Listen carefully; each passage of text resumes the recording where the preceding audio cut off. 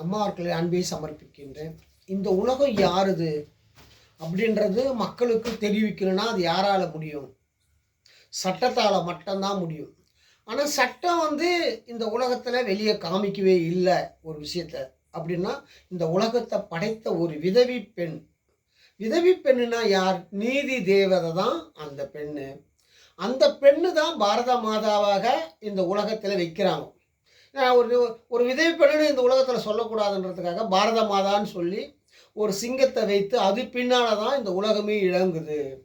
ஆனால் இது வரைக்குமே மக்களுக்கு 800 கோடி மக்கள் இந்த உலகத்துக்கே தாயாக இருக்கிறவங்க 140 கோடி உலகத்தில் பிறந்த இந்த தாயுடைய பெருமையை இன்ன வரைக்குமே உலகத்தில் பிரதமர் மட்டுமே பயன்படுத்தி கொள்கிறாரே தவிர இதை மக்களுக்கு காட்டும் போது மட்டும்தான் இந்த மக்களாட்சியினுடைய ஒரு நிலையான வாழ்க்கையை நம்மளால் உருவாக்கி கொள்ள முடியும். ஆனால் 2016 நமக்கு நடக்கப்பட்ட ஒரு கொடூரமான துயரமான சம்பவங்களை தான் நம்ம பார்க்குறோம். ஆனால் கொடூரமாக மனிதன் இறப்பதை நம்ம பார்க்குறோம். உலக நாட்டில் கொடூரமாக இறப்பதை பார்க்குறோம். அதே மாதிரியே இந்தியாவில் பெண் கருப்பழிப்பு, பிளேட்டில் பெரிய பெரிய பணக்காரன் கோடீஸ்வரர்கள் இறந்ததை நம்ம பார்க்குறோம். எத்தனையோ இராணுவர்கள் இருந்ததை பார்க்குறோம். ஒவ்வொரு குடும்பத்துக்குள்ளேயும் மத சண்டையை நம்ம பார்க்குறோம். இன்னைக்கு பயங்கரமான மத சண்டைகள். அப்பனுக்கும் பிள்ளைக்கும் ஒரு கட்சி தலைவன் அப்பனும் பிள்ளையும் சொத்துக்காக மக்களிடத்திலே கலவரத்தை உருவாக்கி அவங்க ஜாதி சண்டையாக உருவாகி அடித்துக் கொள்வதை நம்ம தமிழ்நாட்டில் நம்ம பார்க்குறோம். எவ்வளவு ஒரு கொடூரமான ஜாதியை வைத்து இந்த மக்களை அழித்து கொண்டிருக்கும் இந்த சட்டம் என்ற கட்சி. இதே நம்ம கடவுள் நேரடியாக பார்க்குறாரு. மக்கள் சாகிறத நேரடியாக மனித ரூபமாக பார்க்குறாரு. அன்னைக்கு ராமன் காலத்தில் சீதாவை கையில் வைத்து கொண்டு பிள்ளைகள் இருக்கும் போதே ஒரு கொடூரமான ஆட்சியை ராமர் பண்ணுறார். மக்களை கொல்றார் அப்பயே. ஆனால் இன்னைக்கும் ஒரு பிள்ளை இல்லாமல், குழந்தை இல்லாமல், மனைவி இல்லாமல், சொந்த பந்தம் இல்லாமல் கடவுள் உங்களை கொடூரமாக கொண்டு இருக்கிறார். இது பயங்கரமான கடவுள் மேலே குற்றம் சொல்ல முடியுமா? கடவுளுடைய வேலை என்னன்னு கேட்டீங்கன்னா மக்களை படைத்து குற்றவாளி ஆக்கி மக்களை கொன்று விடுவார் கடவுள். இதுதான் நம்ம அன்ற சொல்லும் போது நம்ம வீடியோவை வெளியிட மாட்டேன்றாங்க. அதனால் நான் சொல்ல விரும்பவில்லை. ஆனால் கடவுளுக்கு துண்ண சோறு இருக்கா, படுக்க இடம் இருக்கா, உடம்பு இருக்கா, மனைவி இருக்கா, புள்ள இருக்கு. ஒரு அனாதை தான் கடவுள். கடவுள் யாரு? அம்மாவுக்கு ஒரு அனாதை. அந்த அம்மா என்ன செய்வாங்கன்னு கேட்டீங்கன்னா கடவுளை தொங்க விடுவார்கள். தொங்க விட்டு சோறு இல்லாமல் சித்திரவேதை பண்ணி தூங்க வைப்பாங்க. அவ்வளோதான். டேய், நீ போய் காட்டில் தூங்குடா போடா, கடவுளை எந்த தூங்குடா போடா, நீ பண்ண தவறுக்கு தண்டனை அனுபவித்தே தீரடா. மனிதாவதாரம் பண்ண சொல்லியே உனக்கு இவ்வளோ துயரன்னு சொன்னால் ஒரு நாட்டை அழிச்ச கடவுளுக்கு எவ்வளோ பெரிய துயரம் இருக்கும். அதுக்குத்தான் இந்த காசிலே பிணம் தின்ன வைப்பது கடவுளை, முதல் கடவுள். அப்படியாப்பட்ட கடவுளை நம்ம காப்பாற்றுறோம்னு சொல்கிறோம். ஆனால் நம்மளை வெளியே காமிக்கவில்லை. இது என்னோட நீ பெரிய ஆளுன்னு நினைக்கும் போது நான் உன்னோட பெரிய ஆளுன்னு நான் சொல்லவே இல்லை. ஆனால் உனக்கு நான் பேரும் புகழும் இந்த மண்ணில் நான் உனக்கு நினைக்கிறேன், உன் மக்களை காப்பாற்றுறேன். இது நம்பு, நீ சாக மாட்டே, இது சொர்க்கலோகத்தை அழிக்க முடியாதரான்ட்டு. எத்தனை கடவுள் வந்தாலும் மக்கள் அச்சடி அழிக்கவே முடியாதரான்ட்டு. அழிப்பதுக்கு எங்கே தவறு ஒருத்தன் செய்கிறானோ அவன் என்ன நினைக்கிறான்? நான் தவறு செய்கிறவன், நம்ம மாட்ட மாட்டோம், நம்ம தப்பிச்சுப்போம், எப்படி இருந்தாலும் கொள்ளச்சு நம்ம. ஆனால் அவன் மாட்டிக்கிறான் போலீஸுக்காரங்கிட்ட. அதுமாரி தான் ஒரு ஒரு இடத்துல தவறு நடக்குதுன்னா அந்த இடம் மட்டுமே நம்மளை க்ளோஸ் பண்ணிடுறாங்க. காலங்காலமாக எந்த தவறு நடக்குதோ, தமிழ்நாட்டில் எந்த இடத்துல தவறு நடக்குதுன்னா மெட்ராஸ் தவறு நடக்குதுன்னா மெட்ராஸ் சுற்றி நம்மளை அழிச்சிடுவாங்க. அதுக்கு தான் தண்ணி சம்பரம்பாக்கம், பூண்டி ஏரி, புழல் ஏரி நம்மளை கீழே இறக்கலை. இதில் நம்மளை கொள்றதுக்காக தான் ஈர்க்க நம்மளை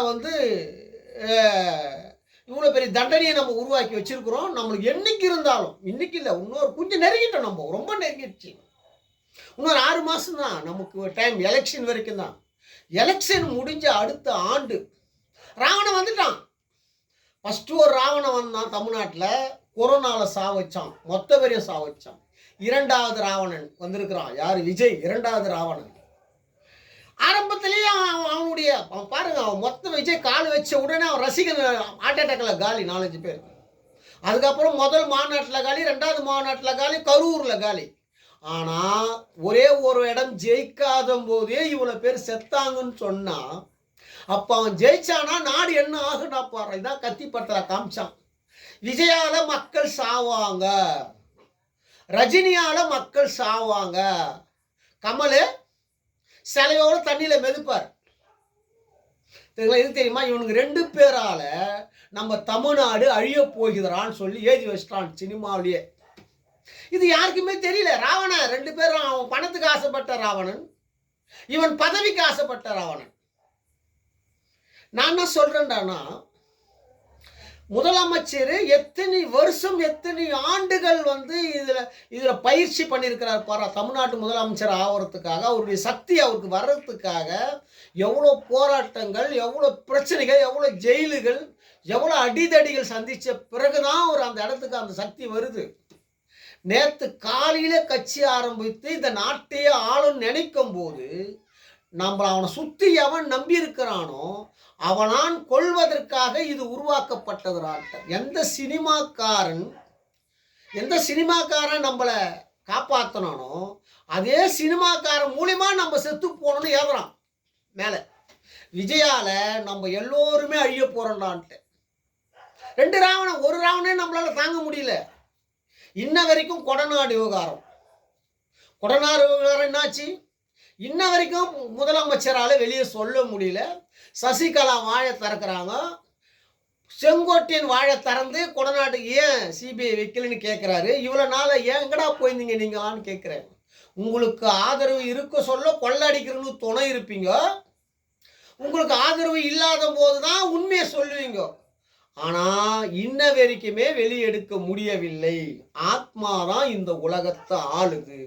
இந்த அம்மா அதிமுகவால விஜயால நம்ம பிரதமர், நம்ம இந்தியா, தமிழ்நாடு, மெட்ராஸ் எல்லாமே அழிய போதுரா. ஏதி வைடான்ட்ட. இனிமேல் சப்போஸ் ராஜலிங்கம் முதலமைச்சர் வெளியே காமிக்காம போய்விட்டால் உங்களுக்கு இந்த நிலமடான்ட்ட.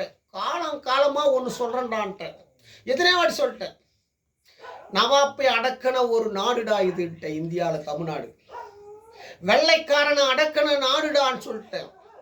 மன்னனை அடக்கி அவன் திமிரை எத்தனை பொண்டாட்டி தெரியாது மன்னனுக்கு, எவ்வளவு பலசாலி தெரியாது. மக்களை ஆட்டி படைக்க மன்னன், மக்களாட்சி கிடையாது. தவறு செய்தால் உடனே தண்டிக்கும் கண்ணன் நோன்றவனையே, அவனையே பயம் பத்தி அவனை கொடூரமான சித்திரவதை பண்ணி அவன் வழிக்கு வர வச்சு இந்த நாட்டை ஆட்சி பண்ண நாடுடா தமிழ்நாடுன்ற. அதுக்கு ஒரே வேலை அம்மா என்ன செய்வாங்கன்னு கேட்டீங்கன்னா, போன வாட்டி மாதிரியா கொரோனால அனாதையா உங்களை கொல்ல போறாங்கடான்ட்ட ஒண்ணு. 2வது பிளேட்ல நீங்க எரிய போறீங்கடான்ட்ட. இன்னும் கொஞ்ச நாள்ல இதுல மாற்றமே கிடையாதுடான்ட்ட. 26க்கு மேல பிளேட்ல பெரிய தலைவன் ஒருத்தன் சாவான்டான்ட்ட. வெளிநாட்டுல அமெரிக்காக்காரன் ஒருத்தன் காலிடான்ட்ட. ஏதி வைடான்ட்ட. 2026க்கு மேல நல்லதே நமக்கு நடக்காதரா நாட்டுக்குன்ட்ட. யாராலுமே முடியாதரான்ட்ட. அந்த அம்மா வெளியே வரவில்லை, அந்த பெத்த தாய் வெளியே வரவில்லை என்றால், இந்த உலகத்தை படைத்த தாய் வரவில்லை என்றால், ஒன்னே ஒன்று நீங்க தெரிஞ்சுக்கடான்னு கேட்கிறேன். உள்ள மிஷினடா இருக்கும் உங்க சாப்பாட்டை பஸ்மாக்குது யாருடான்னு கேட்கிறேன். 2வது ஒன்று கேட்கிறேன், மேல ஆகாயத்துல ஐசு மலைக்குதாடான்னு கேட்கிறேன். அதனால எப்படி ஆகாயம் அனாஜா நிக்குதுடான்னு கேட்கிறேன். எப்படி தண்ணி கடலா கீழே மாறுதுடான்னு சொல்றேன். இப்படிப்பட்ட உலகத்தை படைச்ச தாயிடான்ட்ட. அந்த தாய் இருக்கு சொல்லோ செருப்பாலே அடிச்சவங்கடான்ட்ட. போன பிறகும் எடப்பாடிக்கும் பன்னீர்செல்வத்துக்கும் செருப்பால் அடிச்சாங்கன்னா, அப்ப இறந்த பிறகு அங்க செத்து போன ஆத்மாவை என்ன பண்ணுவாங்கன்னு பாடுறான்றேன். தொங்க விட்டு தோலை உரிக்க போறாங்கடான்ட்ட அம்மா. இதுல மாற்றமே கிடையாதுடான்ட்டான். எவையெல்லாம் எடப்பாடிக்கும் பன்னீர்செல்வத்துக்கும் சத்தியத்துக்கும் தர்மத்துக்கும் துணை நித்து அழிக்கிறானோ அவன் குடும்பத்துக்கு இந்த நிலமடான்ட்டு. இதுல ஏதி வைடான்ட்ட மொத்த பேருமே. 2026க்கு மேல முதலமைச்சர் கிட்ட தான் இந்த நாடு போகும்டா, இந்த முதலமைச்சர் கையால் மட்டும்தான் இந்த உலகம் உயலடான்ட்டு. ஏன்னா நான் ஒன்னே ஒன்று சொல்கிறேன்டான்ட்டு, 56 வருஷமா இன்ன வரைக்கும் ஜெயிக்க முடியலடா யாராலையும் சொல்கிறேன். 3ன்னா என்னடான்னு கேட்குறேன். ஸ்டாலின் 3ன்னா என்னடா, 3ன்னா கலைஞர்றான்ட்ட, 24னா ஜெயலலிதாடான்ட்ட, 234 தொகுதினா என்னடான்னு கேட்குறேன். திமுகன்னு பேருடான்ட்ட, 234 தொகுதினா திமுகடான்ட்ட, 3 நடு சென்ட்ல 2 மின்ன பின்னாடி 4 தெரியுதா. 234 தொகுதினா திமுகன்னு பேருடான்ட்ட. இந்த திமுக நினைச்சாதான் ஒருவன் முதலமைச்சரா ஆக முடியும்டா தமிழ்நாட்டில் அடுத்த வாட்டின்ட்டு. இந்த திமுக நினைச்சாதான் எதிர்கட்சியா நீ ஆக முடியும்டான்ட்டு. அதுக்குதான் ஸ்டாலின் சொல்றார், எந்த கொம்பனாலையும் திமுகவை தொட முடியாதுடான்ட்டார். எந்த கொம்பனாலையும் திமுக தொட முடியாதுடான்ட்டார். எம்ஜிஆர் தொட நினைத்தார், அழிக்க முடியவில்லை. இந்த உலகத்தை படைத்த ஜெயலலிதா தாயே இந்த மண்ணில எல்லாரையும் ஆட்டி படைத்தாள், திமுக அழிக்க முடியவில்லை. ஏன் கேட்டினா, என் வீட்டுக்குள்ள ஒரு தாய் பிறந்து விட்டாடான்ட்டார். என் வீட்டுக்குள்ளே ஒரு தாய் மனைவி வந்து விட்டாடான்ட்ட. அந்த உலகத்தை சக்தி பிறந்துகிறாடான்ட்ட. அந்த உலகத்தையே ஆட்டி படைக்கும் சக்தி என் வீட்டுக்குள்ள ஜெயலலிதா மறைஞ்ச பிறகு என் வீட்டுக்குள்ள வந்து உட்காந்து கொண்டு இருக்கிறாடா.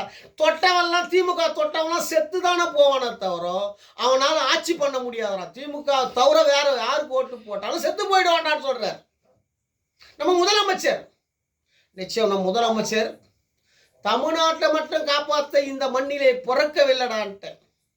தமிழ் என்ற ஒரு சொல்லை உலகத்துக்கே கோயிலாக்க பிறந்தவர் தான் நம் முதலமைச்சர். இந்த உலகத்தையே தெய்வமாக்க பிறந்தவர். சாமி பேரை வைத்து, ராமன் சிவபெருமான பேரை சக்தியை வைத்து, அந்த சட்டமே இல்லாத சாமி பேரை வைத்து அயோக்கிதனம் பண்ணி கொண்டிருக்கும் நீங்கள் எப்படா சாமியை காப்பாற்ற முடியும்? மக்களையே அழித்து கொண்டு இருக்கிறீங்களான்ட்ட சாமி பேரை சொல்லி. இது ஒருபோதும் நடக்காதுடா திமுக இருக்கிற வரைக்கும். திமுக போனால் நீங்க அழிந்து போவீங்கடான்ட்ட, மொத்தமே நீங்க அழிந்து போவீங்கடான்ட்ட. ராம கிருஷ்ண சிவ பெருமாளுக்கு எந்த ஒரு கடவுளா கூட இருறான்ட்ட, நீ காலிடான்ட்ட, மொத்த பெருமை ஏதி வச்சுங்கடான்ட்ட. கடவுள் பேரை சொல்லி ஏமாத்த ஒத்தனால முடியாதுடா இனிமேல். மக்களுக்கு உண்மையாக வாழ்ந்த பெரியார், உண்மையாக வாழ்ந்த பெரும் கடவுளுக்காக மனசுக்காக, அதனாலதான் பெரியாருடைய ஆட்சி நடக்குதுறான்ட்டு. ஆனா பொய்யான மக்களுக்காக வாழ்ந்தவன் என்ன ஆகிறான்? வெட்டிக்குன்னு சாவுறான்டான்ட்டு. அவன் ஜாதியில வெட்டிக்குன்னு சாவுறான். பணத்துக்காக வாழ்ந்தவன், மக்களை ஏமாத்துறவன், அவனுடைய சொந்த பந்தம், அவனுடைய உறவுகள் எல்லாம் மிருகமாக மாறிவிட்டான்டான்ட்ட மக்கள் எல்லாம். இது முற்றிலும் இது அழியறதுக்கு காரணம் உங்க கடவுள்றான்ட்ட. இந்த அழிவுக்கு காரணமே உங்க கடவுள்றான்ட்ட. கடவுள் வந்திருக்கிறான், சட்டம் இல்லாத மக்களை கொல்ல வந்த கடவுள்றான்ட்ட. உங்க கடவுளை காப்பாற்ற போற ஒரே முதல்வர் தமிழ்நாட்டு முதலமைச்சர் துர்கா ஸ்டாலின்டான்ட்ட. இதுல நாங்க தானே ஜெயிப்போம்னு சொல்றோம். இந்த வாட்டியும் டிஎம்கே தான்டா வருண்டா, நீ எந்த கொம்பனாலே ஒன்றும் பண்ண முடியாதுடான்ட்டு. இதுக்கு ஆதாரமா சொல்றேன்டான்ட்டு. இதுல மாற்றமே இருக்காது நம்ம சொல்றோம். நிச்சயமா நம்ம தமிழ்நாட்டு முதலமைச்சர் நம்ம கடவுளையும் உலகத்தில் படைத்த கடவுளையும் காப்பாற்றுவார். உலகத்தை படைத்த பாரத தாய் உருவாக்கி கொடுத்த இந்த நாட்டையும் பாரத பெருமையும் நம் நாட்டு முதலமைச்சர் காப்பாற்றுவார். எல்லா மக்கள் எல்லா மதத்தையும் காப்பாற்ற பிறந்தவர். அதனாலதான் இன்றைக்கு வரைக்கும் யாராலையும் அசைக்க முடியாத ஒரு நம்மளுடைய முதலமைச்சர் ஆட்சி செய்து கொண்டிருக்கிறார். இன்னும் தெளிவாகவும் நிதானமாகவும் மக்களிடம் பேசிக்கொண்டு பொறுமையாக ஆட்சி செய்து கொண்டிருக்கிறார். இன்னும் நம்ம தமிழுக்கு இது பெருமை. இதை குற்றவாளிகளை இன்னும் கூடி சீக்கிரம் சிறை வைப்பார். இதுல மாற்றமே இருக்காது. யார் குற்றம் செய்தாலும் கடுமையான சட்டங்கள் வரும்டான்ட்ட, கொடூரமான சட்டங்கள் வரும். மனிதன் பயப்படுற அளவுக்கு சட்டங்கள் உருவாகுண்டான்ட்டு. இதுல மாற்றமே இருக்காதுடான்ட்ட.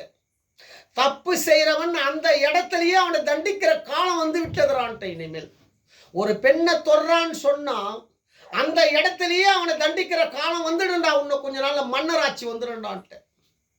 மக்களாட்சினா என்னடான்னு கேட்கிறேன். மக்களாட்சினா என்னடா?